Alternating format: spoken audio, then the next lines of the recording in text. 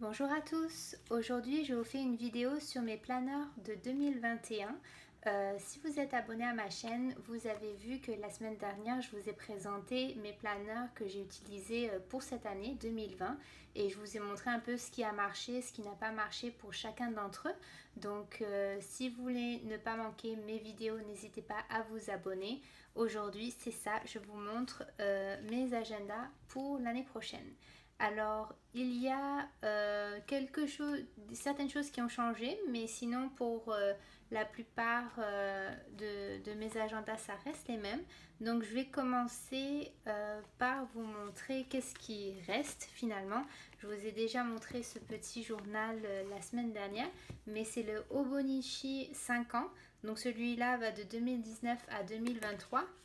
Et comme je vous ai montré, en fait, c'est 5 petits rectangles par année.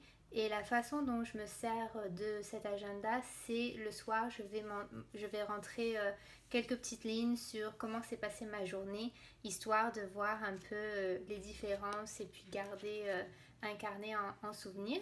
Donc voilà comment j'utilise ce carnet-là. Si vous voulez en voir un peu plus, je vais mettre la vidéo en barre d'infos, celle que j'ai fait la semaine dernière. Autre chose, cette année en tant que journal, en fait, je vais utiliser un Stalogy A6. Donc ça, c'est un carnet à carreaux, mais blanc, vierge, il n'y a pas de date. Et en fait, j'utilisais déjà un Stalogy B6. Donc c'est exactement le même carnet, mais dans le format B6. Et je pense que pour l'année 2020, j'ai pas beaucoup écrit dans ce journal-là, donc je vais choisir un format plus petit. Donc, et en plus, il se porte bien, donc dans son sac ou quand on part en voyage. Donc ça va être mon journal. Et du coup, mon B6 va devenir plus un agenda personnel, mais pour la maison.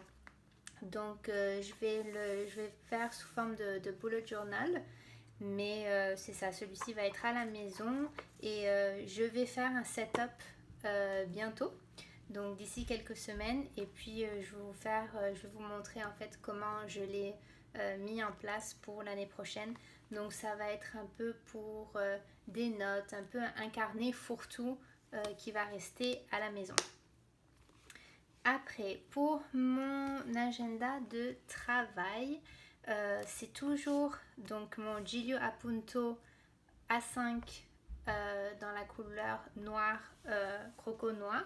Celui-ci aussi, je vous ai montré, c'est un Giglio B6 dans la couleur aubergine. Donc celui-ci, cette année, je l'ai utilisé avec un Hobonichi Kazen que j'ai ici.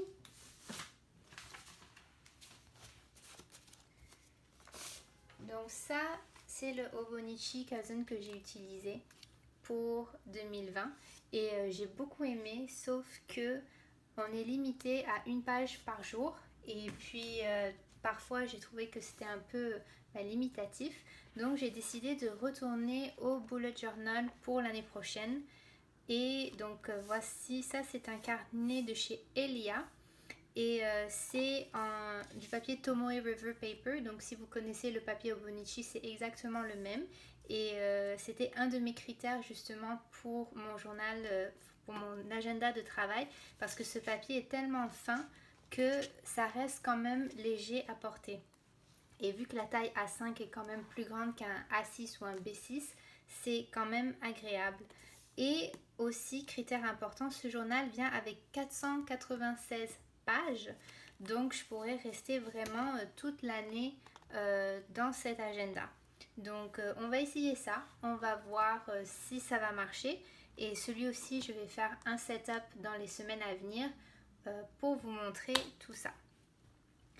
Après, j'ai du coup, vu que j'ai commencé ma chaîne YouTube récemment, je vais avoir un petit journal. C'est encore un A6 Stalogy où je vais en fait planifier mes prochaines vidéos YouTube, écrire des idées à vous si vous avez des sujets qui vous intéressent. Et voilà, ça va être un peu mon journal pour les vidéos à venir. Alors pour mon agenda personnel, ça reste la même couverture, c'est le Giglio Slim Appunto dans la couleur coco gris. Et puis vous avez sûrement vu ce planeur déjà dans des vidéos précédentes, je l'adore. Et ça c'est donc le planeur personnel que je garde, que je porte avec moi tout le temps, que je garde dans mon sac à main. Et si vous avez vu ma vidéo de la semaine dernière, cette année, j'ai utilisé un Hobonichi Wix Mega et j'adore ce planeur parce qu'il est compact, c'est un semainier. Vous avez une page pour la semaine, une autre page blanche. Donc comment je procède, je mets souvent mes rendez-vous sur les jours dans les cases pour les journées. Puis sur la page blanche, je vais faire une liste de choses à faire que j'ai à faire pour la semaine. Et j'adore vraiment ce planeur. Par contre, pour l'année prochaine, au lieu d'opter pour un méga, j'ai opté pour un standard. En fait, la seule différence entre les deux, c'est que le méga vient avec 3 fois plus de notes de pages, de pages de notes en fait à la fin. Et celui-ci vient, je pense, avec 68 pages et puis celui-ci, c'est le triple. Donc c'est la seule différence. Sinon, ils sont configurés de la même façon. Et au lieu de tout garder en un, j'ai décidé de séparer, en fait, deux standards, mais de les séparer.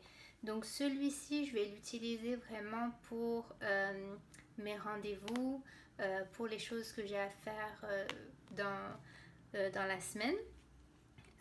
Et puis celui-ci, je vais l'utiliser en fait comme un agenda où je vais mettre mes repas de la semaine, préparer mon budget, préparer les exercices que je fais, tout ça, tout ça. Donc ça va être un peu comme un journal de santé, gratitude, bien-être. Et puis celui-ci, vraiment juste les choses à faire, productivité un peu plus. Donc c'est la première fois que je vais utiliser deux Hobonichi Wix de façon séparée. Vous voyez que les deux en fait rentrent à merveille dans le Giglio Slim Appunto. Donc ceux-ci je vais les setter et je pense que d'ici les prochaines semaines à venir, je vais vous montrer en détail page par page comment je les ai mis en place et on va voir à quoi, si ça fonctionne, à quoi ça va ressembler. Donc voilà pour mes agendas de 2021. J'espère que cette vidéo vous a plu. Si vous avez des questions, n'hésitez pas à les mettre en bas dans les commentaires ou si vous avez des suggestions de vidéos que vous aimeriez voir, laissez-moi savoir. Et je vous dis à bientôt. N'hésitez pas de vous abonner. Merci. Bye.